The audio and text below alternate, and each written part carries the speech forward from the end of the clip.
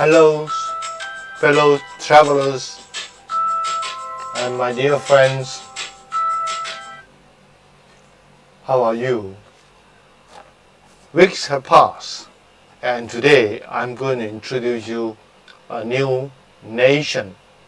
Although this nation I have covered previously, and I cover also the same province, the Xinjiang province, but at the earliest months, what I have actually bring you to is the southern Xinjiang. And today, I bring you to the northern portion of Xinjiang. But before I begin with this episode, the images of this episode, I wish you can subscribe, share, and like my travel channel. If you're looking for more travel informations, more images of the place that could help you, that you're probably using it to plan for next travel destinations, Chris Lee Travel Channels is tailored for you. Right? So please do log in to my travel channels, as today they are all together. 6 nations have been showcased with not less than 30 travelogues been uploaded. So today we're going to bring you to a new area in China, and basically it is also still the same Xinjiang province of China, but we are going to move you to the northern portion of Xinjiang. That's the area that color in red in this map. Now you can imagine that the Xinjiang is just a large large land area. It's basically occupied about 1/6 of a total land mass in China. And it have a cover an area of 1.66 million square kilometer, but with only about 10% of the land area is fit for human habitation.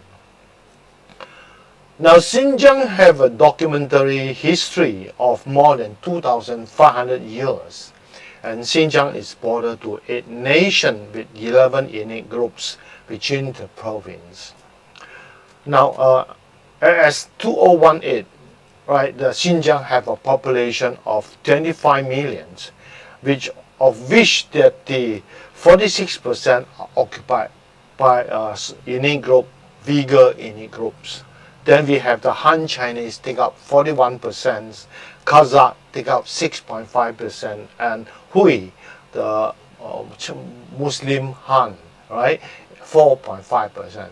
Remaining of it are occupied by much smaller ethnic group in Xinjiang. So Xinjiang typically or topographically, divided by the Tianshan mountain range into northern and southern Xinjiang. And northern Xinjiang is more popular for its unique landform and natural scenery, and while the southern Xinjiang is more towards culture, custom, religion, and tradition of the ethnic groups, which I have covered months ago. So let's look at the location that I'm sharing with you today. Of course, the first city I'm going to share with you today in this northern Xinjiang, not other than the capital city of Xinjiang province, Urumqi. And you can look at this map here that showing that the location of Urumqi, and Urumqi are well linked to other part of Xinjiang by the national routes, the G216 and the G312, right? So it's an interchange of G216 and G312. Now, let's touch a bit on this capital city of Xinjiang, Urumqi. Personally, I've been in Xinjiang 3 times, and that's in the year 2014, 2016, and 2019. And my experience over these 3 visits show me a lot of, I have a very strong feeling about the progress and the dynamic, the energetics of this city. The city has been undergone rapid changes ever since in 2014, my first encounter, and then subsequently the next 2 visit the changes is too great that you can't imagine that a year in Xinjiang could be 10 years in other countries. So I will challenge you to visit Xinjiang to explore more this modern city, Urumqi. Now, Urumqi, being the capital city of Xinjiang of China, is also the second largest city in northwestern China, with an urban population of exceeding 4.5 million.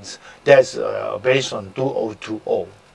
It's the most populous city in Central Asia and in Xinjiang, a multi-ethnic community with four major ethnic groups, namely the Han Chinese, the Uyghur, the Hui, and Kazakhs, and many more much smaller ethnic groups. Now, Urumqi, besides being regarded as the most remote city from the sea in the world, is also a very important regional and commercial center in China. Now, Urumqi in Mongol language simply means beautiful pasture. Urumqi has mild summer and cold winter. In fact, winter in Urumqi lasts about 5 months from November till March. Right, so today I'm going to bring you to the great city of the modern city of Xinjiang. So now everybody you will do landed in Xinjiang, you will always be briefed of one iconic landmark. That is basically the International Grand Bazaar of Urumqi. Of course, our visit will also include this famous spot. In fact, it is at this famous spot, let me feel the changes that have taken place over the last 5 years, or rather approximately 6 years, in between of 3 visits. Now, let's touch about this Xinjiang Grand Bazaar. Now, Xinjiang International Grand Bazaar is located at the South Jiefang Road, right, and in Urumqi city. It is the largest bazaar in the world by scale and was built and completed in the late 2002 and only opened to public in June 2003. Now, an Islamic bazaar in Urumqi which embodies the unique characteristic and regional culture, right? The bazaar highly featuring the local architectural style and design. The bazaar is full of fine commodities such as dry fruits and nuts, garments, essential oil, and exquisite handicraft of local ethnic groups, ethnic people. So if you want to buy any souvenir, this is the place for you. Now, Grand Bazaar is one of the most popular landmarks of Xinjiang, covering an area of about 4,000 square meters with a 80-meter tall sightseeing tower at the open square of the bazaar, as what you can see in this image here now. Now, internally in this tower, exhibit painted story about sail roads atop the tower. You can have a stunning view of the city, and within the bazaar house a mosque, an opera theater, and also a food court. So not to worry, in fact the food court is also a good place to visit, have a chance to experience the local cuisine. So let's go to all the image proper of this Grand Bazaar. So this is the surrounding along this Grand Bazaar. Is actually been constantly undergo upgrading. This is the view from the base of these towers, the viewing tower or sightseeing tower. You can see the carving, right, on the surface of these towers. Closer look of some of these towers. And these images are taken near to the evening and during the blue hours.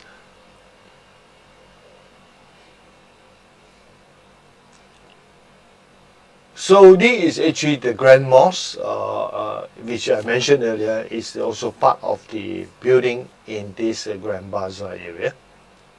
And this is all the minarets of the Grand Mosque. And this is a night scene. This area was lighted up daily, so it gives you a very grand view and sight during the night. And this is some of the street. In fact, the whole bazaar had been enclosed in a manner that actually to provide security and to the visitor, and therefore at any entry point you need to be undergone a scanner machine, metal detectors. All right, so visitors have undergone this metal detector scanner before they can enter to this Grand Bazaar. In fact, the street that I'm walking in compared to 2014 is so much different. At that time, it still have yet to upgrade, still have its original feature and looks. But then, after 5 years, it's completely changed. This is the image I've taken the most recently. And there are many shops. In fact, if you want to do thorough shopping in this area, it will easily take up your full half day, if not the whole days. So please prepare if you are a shopper, unique shopper or avid shopper. Please allow more time when you visit this Grand Bazaar. And this is some of the view internally. You can see that the selling of local dry fruit and nuts is very popular to visitors, and they have a vast variety of the dry nuts and fruits, particularly the raisins. Some of the copperware and handicraft, you can find also in this Grand Bazaar. Now, okay, then move on to a more interesting and national scenic spot. Not far from Urumqi.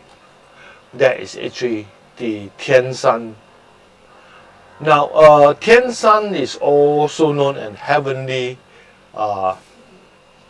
Hill, right?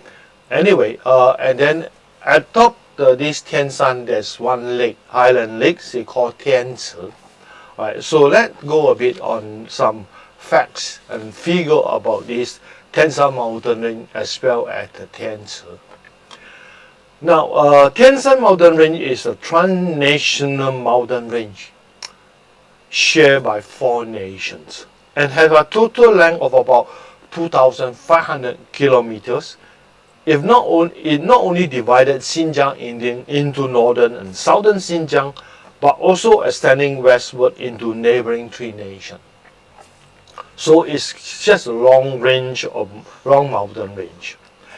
Now the Tianchi is also known as Heavenly Lakes in Chinese, and famous for its alpine sceneries and alpine drift lakes, and it is one of the lakes located in the Tianshan mountain range, north of Boda Peaks. Right, it's about 45 km east of Urumqi. It's about 1,907 meters above sea level, and with a maximum depth of about 105 meters. That means the depth of the lake is 105 meters. And the lake covers, right, an area of about 4.9 square kilometers. From here, the Boda Peak, which actually 5,545 meters high, is within view. Now, just to touch a bit here on this Tianshan and Tianchi, it's been actually converted to a very popular tourist spot, and therefore it's strongly recommended to put a night stay at the Tianshan, just next to the Tianchi. Many years back, you still can camp near to the Tianchi, but now no longer allowed. In fact, you have to stay far away from the Tianchi. But anyway, you still will be able to get a very nice view of the Tianchi over the place that you're putting a night. So there are many ways of putting a night in Tianshan area. The putting a night for us, we are actually in a yacht or nomadic tents. It's a lifetime experience for me, especially in the chilling night, because during our visit to the Tianshan, if not mistaken, during autumn, but then actually it is enter into a winter season. So at night, the outdoor temperature usually drop below the freezing point. And as far as concerned, in a nomadic tent or yacht, there is actually no toilet attached. You should understand that. So therefore, the toilet, outdoor toilet, is actually quite a distance away, usually about 10 to 20 meters away from the place of sleeping.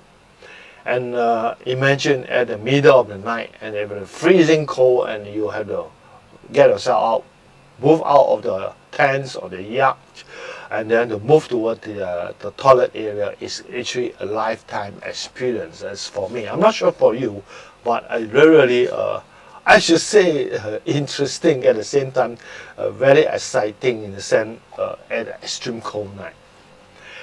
And when you're visiting in this Tianshan at the Tianchi area, they also provide boat rides, and therefore, of course, it's not free. You have to pay a nominal fees. And at the same time, around the perimeter of the lakes, they have built a very nice walking platform or path, whereby you can literally have a walk around a full round of this Tianchi, right, on this walking path, and not far from, quite close to the left-hand side of the Tianchi, at the far end, there's a temple at the mid-hill. So again, you can also visit this temple either by boat or by walking through this perimeter walking path. And at the same time, in this scenic spot here, they also provide domestic so-called green vehicle, the ferry down to cable car station, where you can take the cable car up to further up to the Tianshan mid-range to have a closer encounter of the snow-capped mountain, quite close to the summit. And it's also giving you a great view of this Tianshan and Tianchi. Of course, in this episode, because I didn't join in for this tour, on this session of the tour, so I can't share you any image of that. But anyway, just have a general view of what it look like around Tianshan and Tianchi. So this is basically the Tianshan, and it is drawn a red line across. You can see that it's cutting the Xinjiang into northern and southern region and stretch over from the Yili Valley all the way to the next three nations nearby. So the location of the Tianshan is as shown in the map here, right? It's not far from Urumqi. And this is just a view at the place where we put a night, and we could still clearly oversee the Tianchi. So you still can see the walking path. You can see from this image, right, which is circulating at the edge of the pool or of the lakes. Likewise, in this image, you still can see the walking path that have been well built surrounding the lake. So we are blessed with a good weather, and we can have this beautiful scenery shot of this Tianchi. Of course, the highest peak is the far end is a higher peaks, right? Which is 5,540 meters high. The name of the peak is Boda Peak. As we walk close to the lake, at the lake levels, water level, this is the view. And this is actually, there are two types of boats, right? One is using the modern boat, the other one is more about the traditional antique look. But both of them are equally safe and nice to take, and then you can have a short ride in this Tianchi.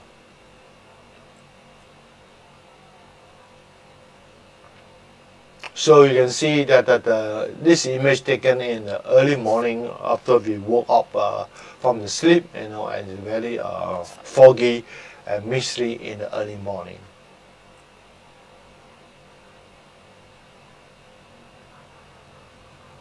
So these are all the surrounding view around this Tianshan. Yeah, atop there you can see still a pergola. And this is basically the temple I'm referring to, the sited on the mid-hill. And as far as concerned, you can access, as I mentioned earlier, either by boat or by walking on this wooden path that has been built.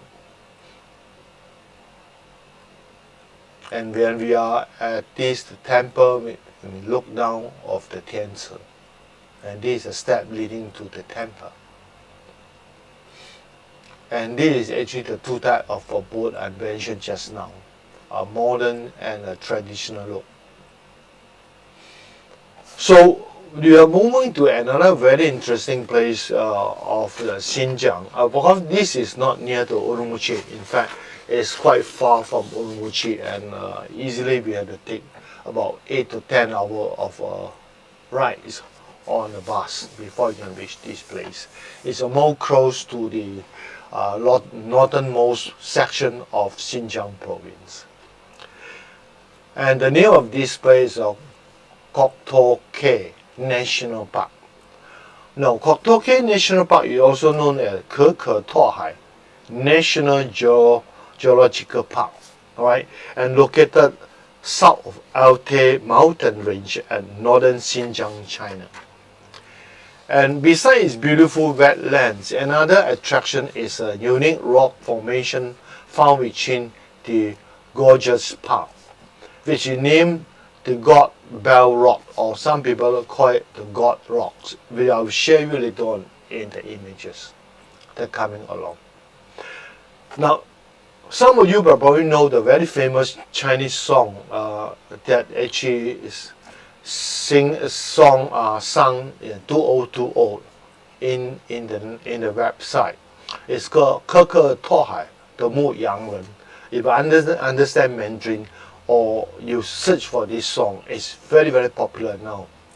It's about a lady bee farmer, And the place mentioned in this song, the Koktokay, is actually referring to this Koktokay, right? The place that I'm going to share with you today. So Koktokay is a Chinese name of the place. Now, visitors could also have a wonderful tour of the park on horseback with prior arrangement. In fact, during my visit in 2014, we managed to engage and join in for about, I think, an hours of horse rides within this gorgeous park. Okay, let's move on to some image proper. Now, this is actually the entrance to this Koktokay National Park. This is actually a ticketing booth area. And the location as seen in this map here is now quite close to the northern section, but just south of Altay mountain range. So this is actually the tourist map, original map of this Geopark, and it's actually been divided into two sections. The section on the lower section, that in a circle, green circle, is the wetland area where you can find lakes and rivers. And then, of course, on the upper portion, the area that covered in red circle is a canyon region. So we're having a horse ride in the canyon region. At the same time, we have a leisure tour of the wetland at the lower section of this Koktokay National Park. So this is basically at the southern sections, the wetland area, and you can have a very beautiful view of these wetlands during the good weathers. It's quite a big area to walk around.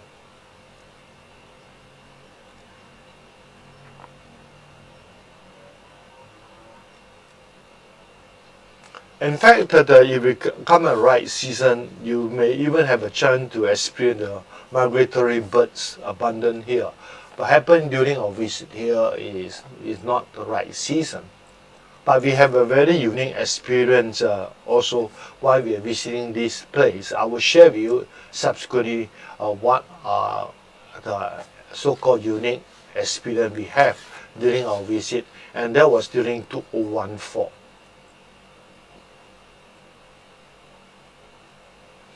And this is actually at the canyon regions, and you can see the unique landform. The almost bare grayish rock face, and as you say, as our visit is during autumn, you can see some of the trees have started turning into golden or yellowish color, a symbol of arrival of autumn season. And this basically the God rocks, or some people call it the God Bell rocks. 神中山, they in Mandarin called 神中山. So some of these landscapes around this Geopark area, near to the canyons.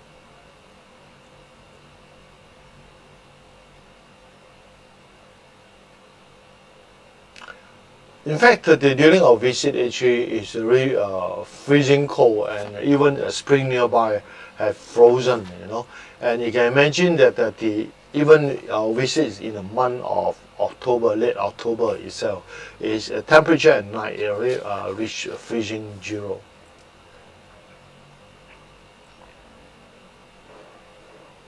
And this is actually an image taken on a horseback, and I was riding alone. And interesting part is that because we have quite a big group, and then everybody have a horse of his own.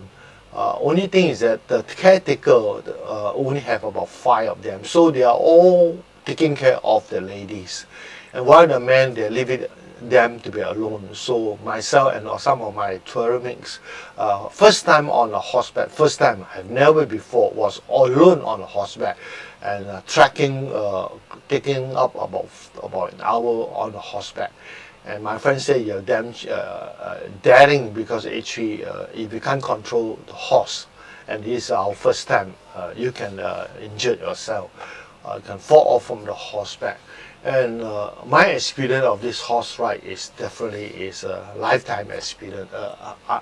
Until today, I still feel very excited when talking to you guys.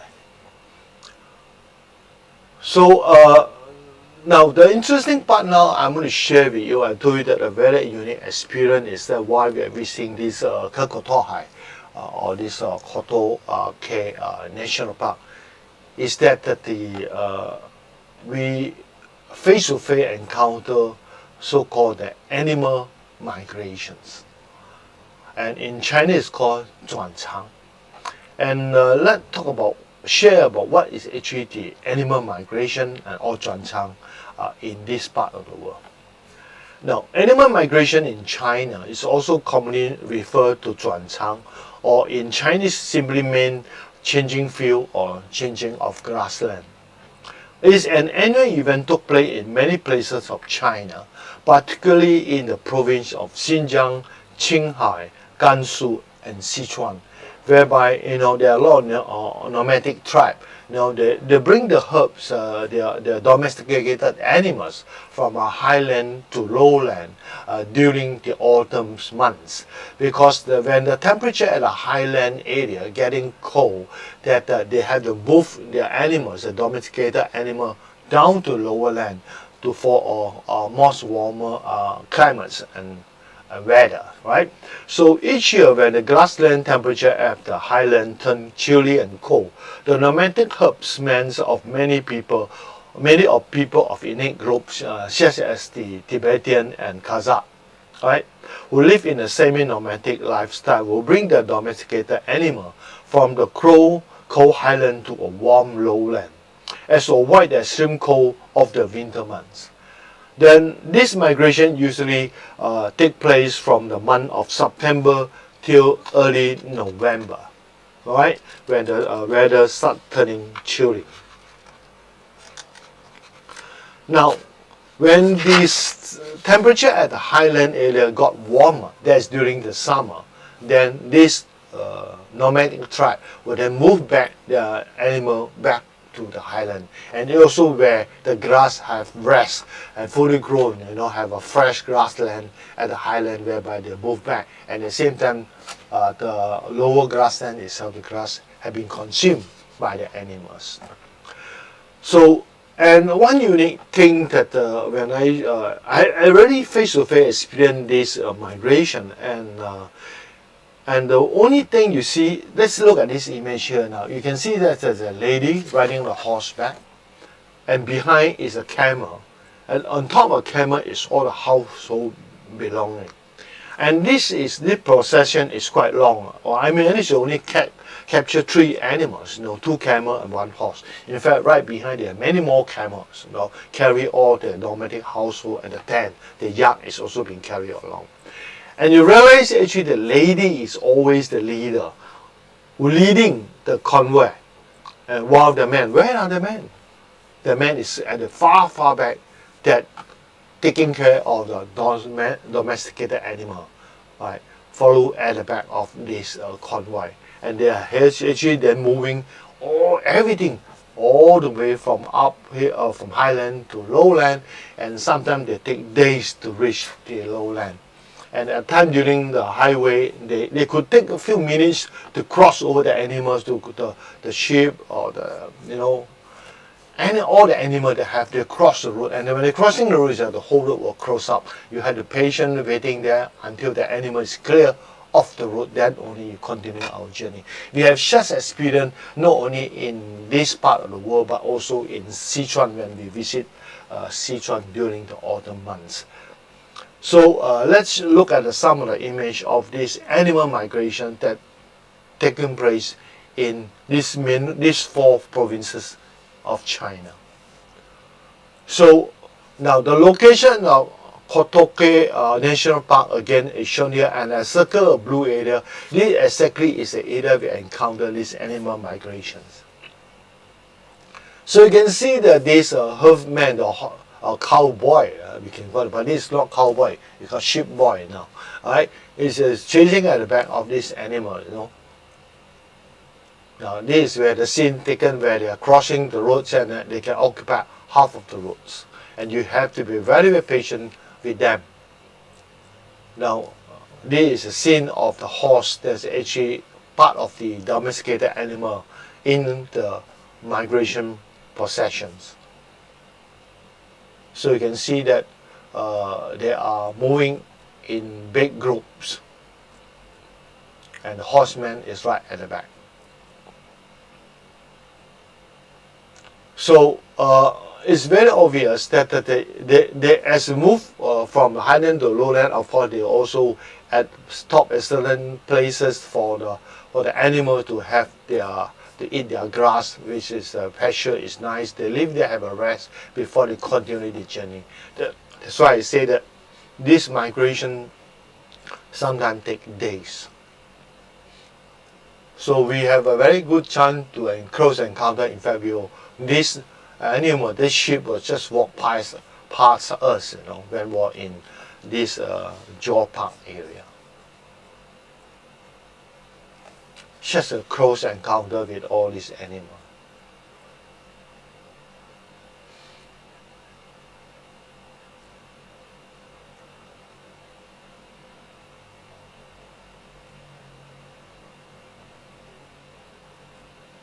And then you can see that for the horsemen, the men, they are all on the horseback and taking care of this big group of animals.